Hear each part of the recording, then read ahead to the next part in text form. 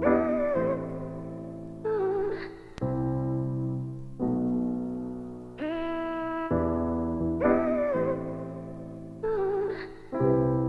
guys, my name is Charity. I'm a certified nutritionist and I'm a mental illness advocate.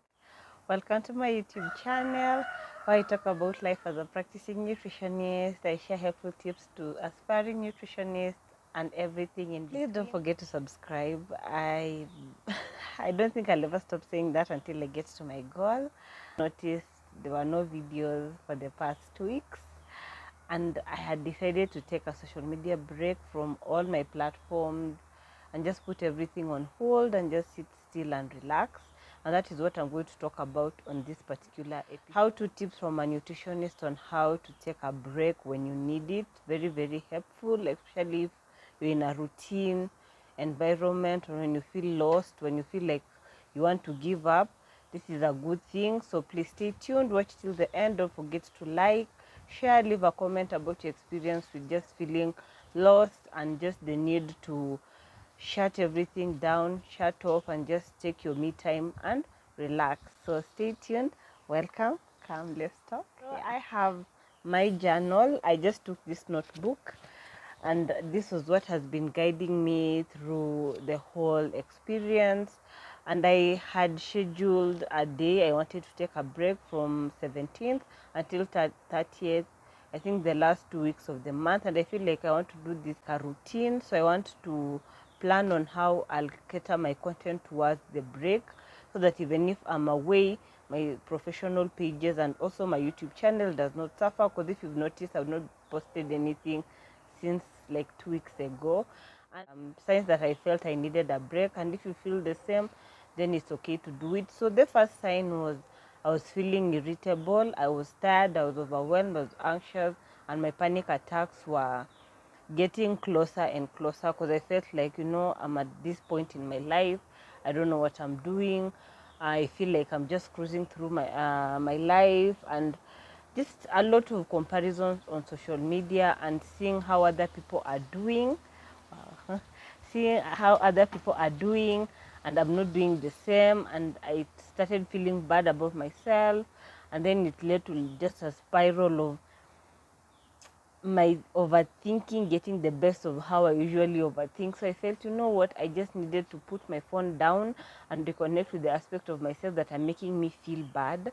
And I didn't want to get to a point where I'm depressed for me to take a break, because I've known the signs to look out for when I feel like a breakdown is looming. So I felt I needed a break, and I took it. And I will encourage someone out there, especially people who are creating content on social media. Social media can be so overwhelming.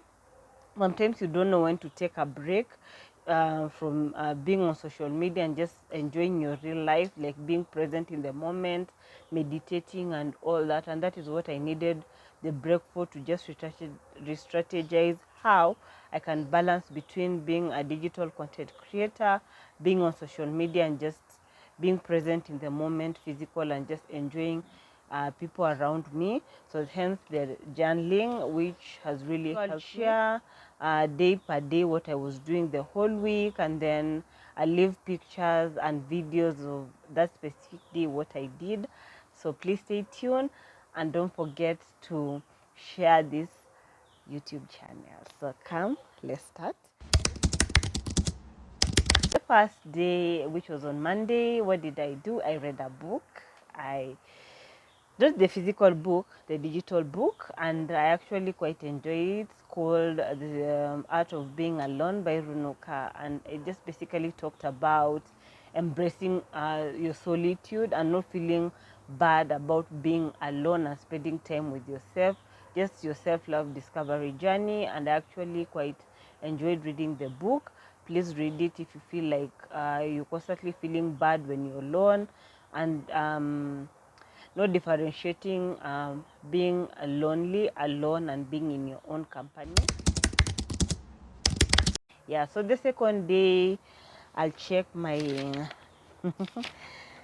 the second did a lot of meditation and deep breathing exercise, because I was really struggling. I didn't know how bad I had gotten attached to social media.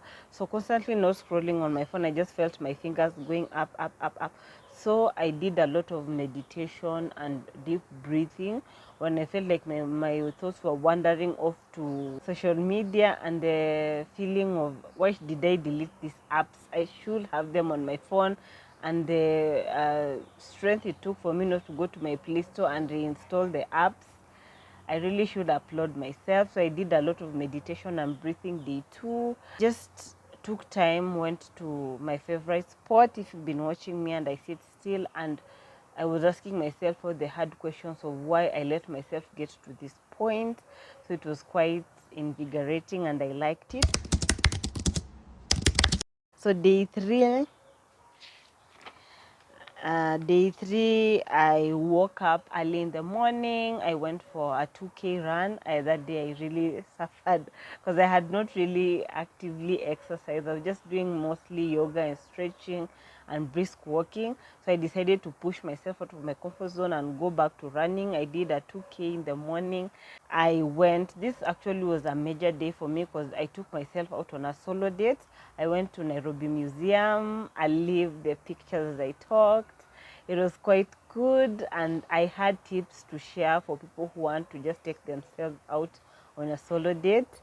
One, please read the instructions on their website on how to make payment, because when I got there, it was a whole ceremony of paying through your eCitizen and confirmation, and it was just, and considering you're taking yourself, it was quite hectic. There were a lot of people standing on the counter stranded. They really didn't know what to do. Then getting in there, like, the museum was good.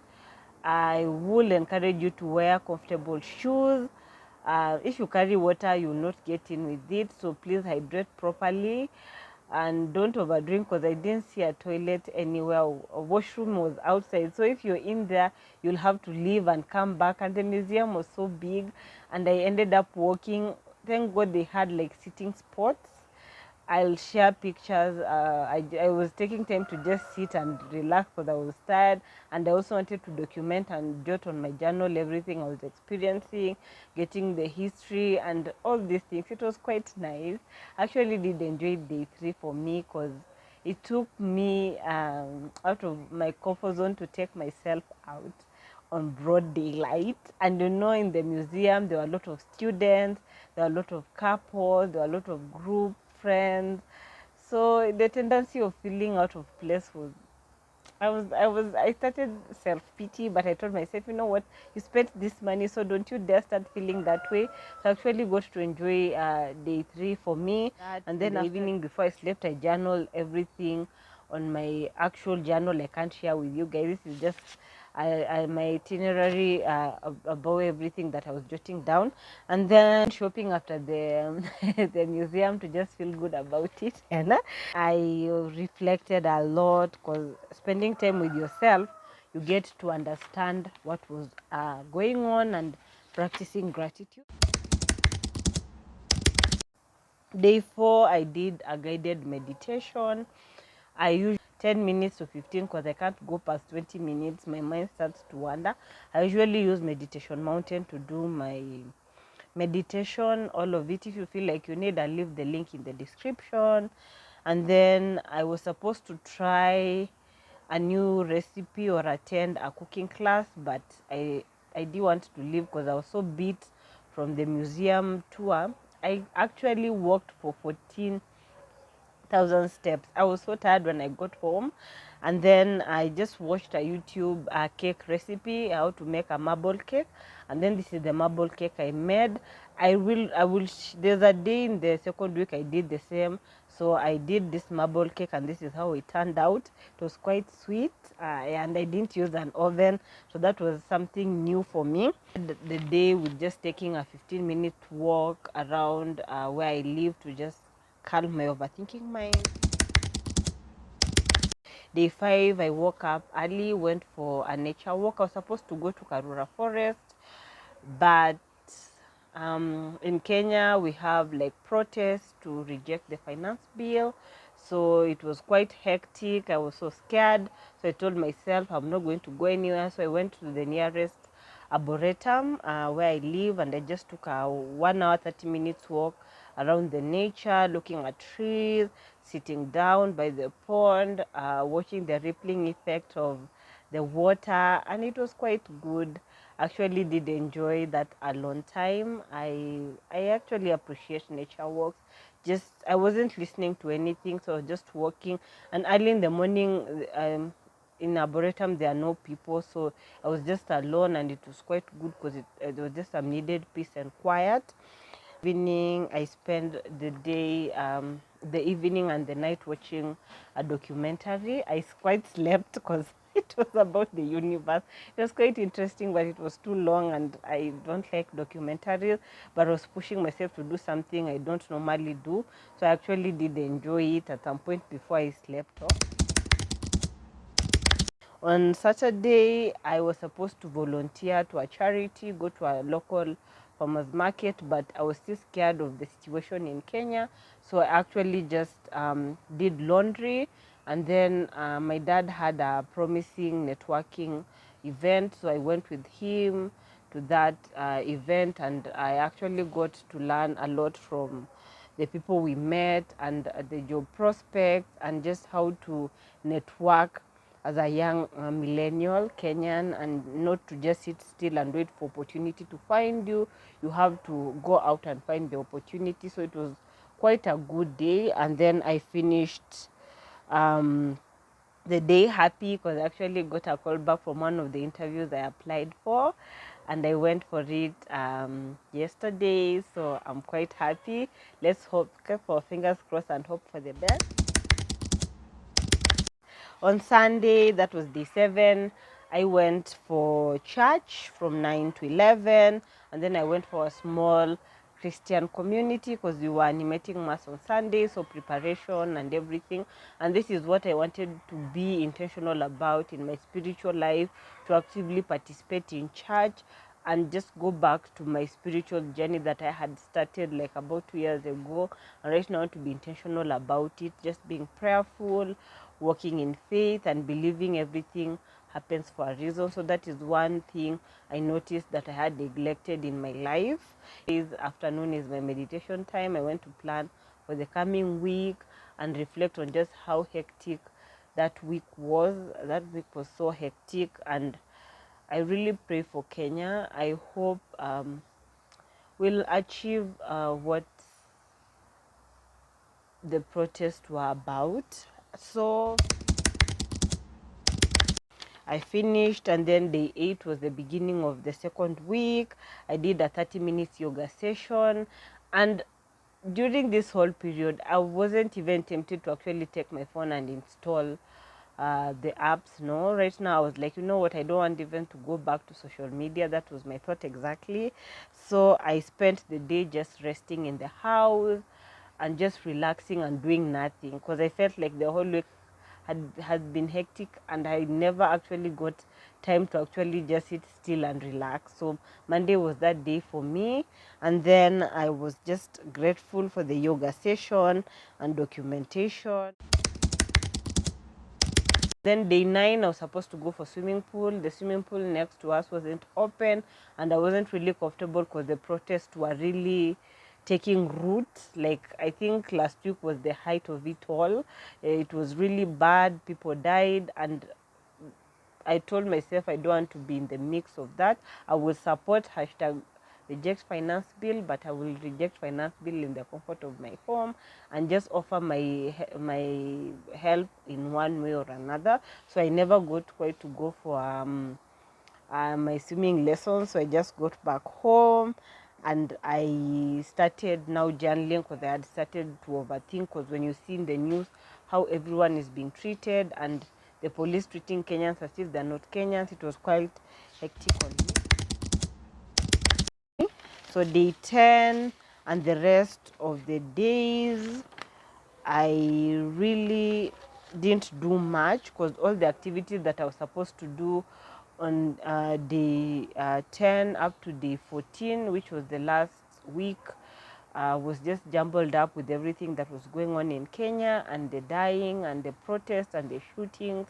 So I was just indoors, but I was trying to do things one way or another. There's a day I also did a Canva skill learning, just learning a new skill. I got to know how to use Canva more, so I got a certificate in that, and that was just me pushing myself out of my comfort zone. So as you plan your break, just center around things that make you happy, because I felt like when I was away from my phone, I got to actually talk to my sisters even more, talk to my dad even more, talk to my mom even more, because I feel like most of us are living together in the same house, but we're constantly now on our phones, so we don't actually get to interact.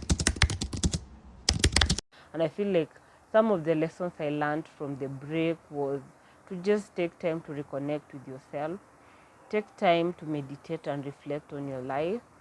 If you feel like, because if you get to reflect, you'll get to know who you are. So when you start to feel a breakdown coming, you'll be able to take action so that you don't get to a point where you're anxious and then you become depressed. So just some of the things I did in the 2 weeks break. So don't think I neglected you guys. I was thinking about you in the back of my mind, so that when I come back, I'll be able to share this with someone who wants to take a break. So that's all I had for this episode. If you have any more questions, leave them in the comment section. I'll be able to answer them. And don't forget to subscribe. Follow me on all my social media platforms, guys. And let's continue just being the best versions of ourselves. And until next time, I've been yours. Bye bye.